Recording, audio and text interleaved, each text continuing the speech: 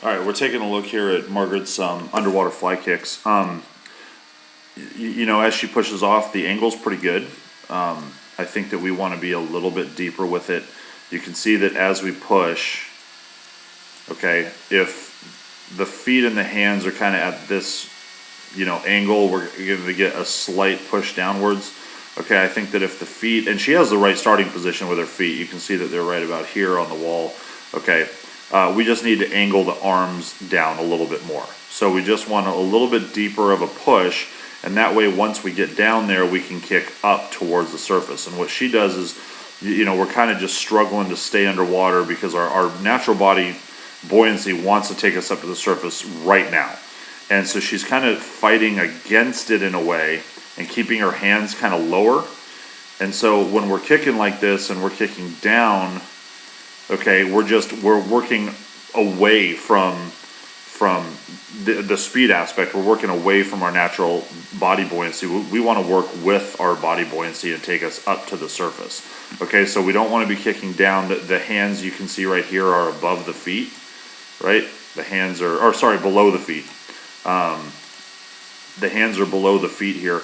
What we want to do is just have the hands slightly above the feet, okay, and that way we're working with our natural body buoyancy, okay.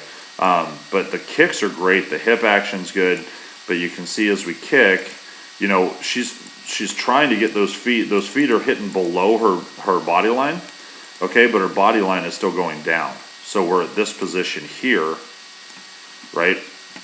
And the feet are great. I mean, the hip action's good, the feet are good, but the hands, if the hands were this way, going towards the surface, now we got some speed. Now we're in this straight line going forward this way, okay? This is where kids get in trouble.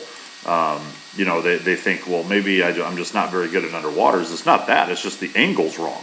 So we just got to work the angle. That's it. The underwaters are fantastic. There are girls that can't get the feet down below the body line, and she does.